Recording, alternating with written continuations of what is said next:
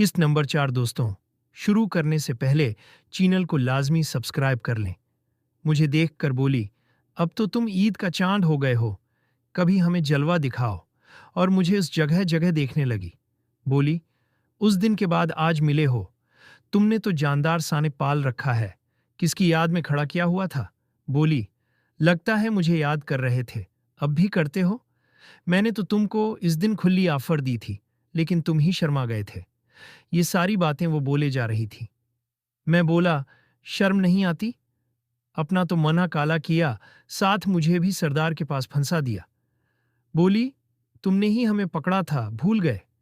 बाकी सरदार ने पूछा तो मैंने बता दिया कि तुम बहुत शरीफ हो और बड़े पारसी बने हुए हो, किसी को मुन्ना नहीं लगाते। मेरी नज़र बार बार नूरीन के सीने पर जा रही थी, जिसे उसने नोट कर लिया। बोली, दोबारा देखने हैं। मैं जल्दी से बोला, नहीं तो। बोली, और कब तक बचोगे? मुझे तो दुखाया, साथ पायल को भी दिखा दिया। मैंने बोला, बस, जानबूझकर नहीं देखा, मुझे किसी चीज ने काटा था। बोली, अब इतने भी न बनो, उठा करके हाथ में पकड़ा हुआ था। मैं बोला, तुम जाओ, मुझे भी काम से जाना है। तो वो बोली, कब तक भागोगे? पता नहीं क्यों, मुझे अब इस लड़की से डर लगने लग गया था। लेकिन अब मैंने हर डर छोड़ दिया था और सोचा, जो होगा देखा जाएगा। मैं कुएं का काम करके वापस जा रहा था कि रास्ते में साइमा दिखी, जो कि गांव के एक लड़के के साथ तेजी से खेतों की तरफ जा रही थी। मुझे कुछ हैरानी हुई कि इस वक्त ये कहाँ जा रही है। उसने मुझे न देखा था। मैं भी उनके पीछे चल दिया और वो बने पर चलते हुए काफी आगे चले गए, जहां कोई भी नहीं था। मुझे काफी हैरानी हुई और वो कमाद की फसल के साथ बने हुए बाग में चले गए। बाग अभी छोटा और घास लगी हुई थी और काफी घना था। मैं भी दब्बे पांव उनके पीछे था, जहां पर वो एक दूसरे को गले लगाकर, साइमा की हालत दरस्त न थी और लड़का, जिसका नाम शहबाज था, साइमा के साथ मन मर्जियां कर रहा था। ये देखकर मेरा बर्रा हाल होना शुरू हो गया। वो सीन याद आया जो इस दिन नूरीन को देखा था। मैंने छिपकर देखना शुरू कर दिया। शहबाज जिद कर रहा था करने की, लेकिन साइमा उसको रोक रही थी। लेकिन शहबाज हार मानने वालों से नहीं था। आज तो मेरा खून भी जोश मार रहा था और मेरा उस वक्त तैयार हो चुका था। मेरा भी अब सब्र खत्म हो रहा था। मैं अब आगे बढ़ा और अचानक लिलकारा, क्या हो रहा है? मेरी आवाज सुनकर दोनों झटके से अलग हुए और साइमा मुझे देखकर डर गई। बोली, अफी, तुम यहां? मैं बोला, तुम यहां मुना काला कर रही हो? तुमको शर्म नहीं आती? मैं अभी तुम्हारे अबू को जाकर बताता हूं। वो फौरन मेरे पांव पड़ गई और माफी मांगने लगी और बोली, मुझे माफ कर दो। मैं बोला, तुम ये गंदा काम कब से कर रही हो? वो कांपती हुई बोली, इफी, मुझे माफ कर दो। शहबाज को मैंने पकड़ लिया था। वो संगल पसली लड़का था, मेरे एक हाथ की मार था। मैं बोला, तुम दोनों को गफूरे के पास लेकर जाऊंगा। जिस पर साइमा जोर जोर से रोने लगी और बोली, नहीं अफी, अबू मुझे जान से मार देगा, माफ कर दो। मैं बोला, तो ऐसे काम क्यों करती हो? तो वो चुप रही और कुछ न बोली। फिर बोली, जो तुम कहोगे मैं करूंगी। मुझे नूरीन की बात याद आ गई और मेरे दिल में मुस्कान जाग गई। मैं बोला, तुमको छोड़कर मेरा क्या फायदा? बोली, तुम जो बोलोगे मैं करूंगी। शहबाज भी कब से माफी मांग रहा था। मैंने उसको भगा दिया कि अब साइमा के आसपास भी नजर आया तो जान से मार दूंगा। जिस पर वो भाग गया और साइमा अपने कपड़ों की तरफ बढ़ी तो मैंने पकड़ लिया। तुम कहाँ जा रही हो? बोली, देखो, मुझे माफ कर दो, मुझे भी जाने दो।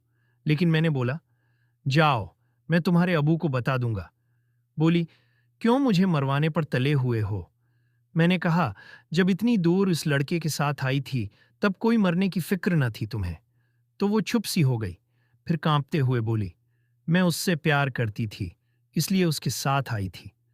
मैं बोला, कहाँ है तुम्हारा प्यार जो तुमको मेरे पास छोड़कर भाग गया? तो वो बोली, मुझे पता लग गया है कि वो धोखेबाज निकला है। मैंने पूछा, कब से उससे कर रही हो? जब मैंने ये लफ्ज बोला तो उसने मेरी तरफ देखा और नजरें झुका लें। मैं बोला, चल अब ड्रामा बंद कर, बोल कब से कर रही है? ये पहली दफा तो नहीं लगता। तो बोली, आज तीसरी बार आई हूं। मैंने सीने पर हाथ रखा तो उसने बोला, छोड़ो मुझे। मैं बोला, ठीक है, मैं जाता हूँ और तुम्हारे अबू को बताता हूँ। बोली, चलो ठीक है, कर लो जो करना है।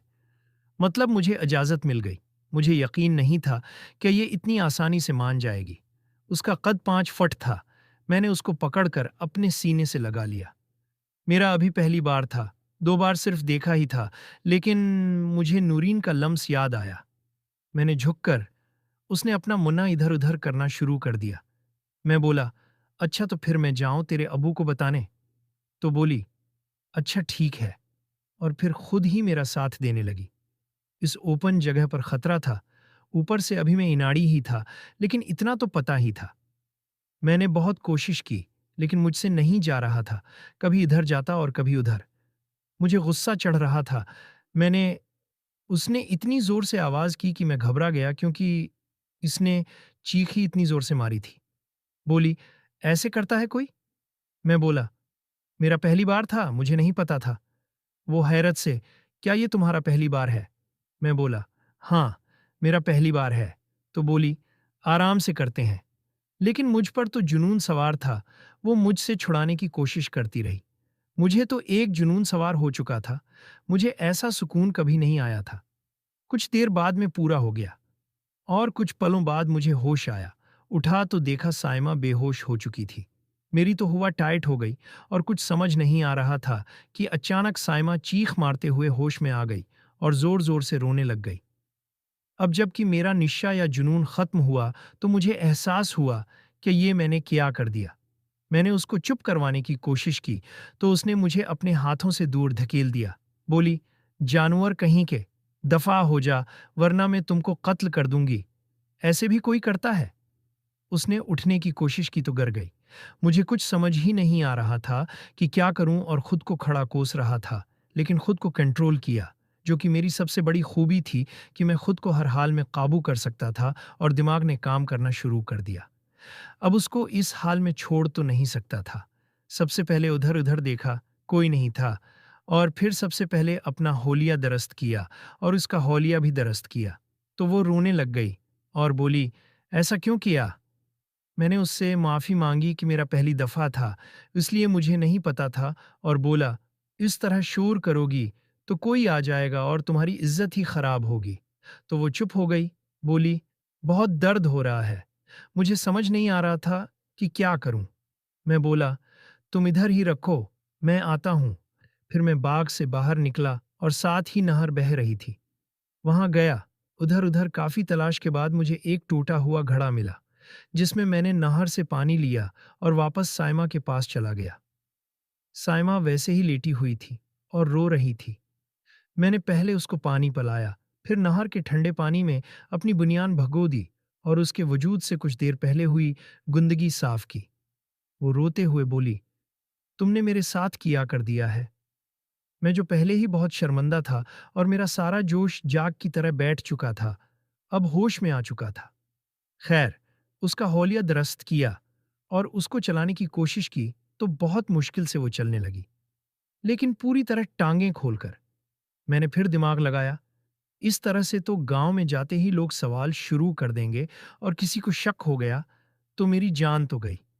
मैंने उसको बाहर बने पर बैठाया, फिर भागकर नहर पर गया और वहां से गीली मिट्टी उठाई और अपनी बुनियान, जो खून और हमारी करतूतों से भरी थी, नहर में फेंक दी और गीली मिट्टी लेकर आया और उसको खड़ा किया। बोली, क्या कर रहे हो? मैं बोला, तुम्हारी ऐसी हालत में सब तुमसे सवाल करेंगे, क्या जवाब दोगी? मैंने गीली मिट्टी उसकी एक साइड तक कपड़ों के ऊपर मिल दी और थोड़ी बाजू पर भी मिल दी, और बोला, जो भी पूछे तो बोल देना बने से फिसल गई और पांव में मूंछ आ गई।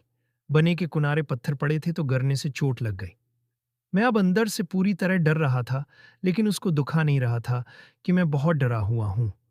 अब वो काफी संभल चुकी थी। बोली, आफी, वैसे तुम पूरे गुधे हो और तुम्हारा वो भी गुधे जैसा है। तुमने मेरा क्या हाल कर दिया है। अगर तुम किसी कनवारी लड़की से करते तो उसको मार ही देते। मैं चुप था। मैं सोच रहा था, काश उस दिन नूरीन से ही कर लेता तो मुझे पता होता कि कैसे होता है। सोचा, अब सबसे पहले नूरीन को पकड़ूंगा और उसको अच्छे से फ्राई करूंगा।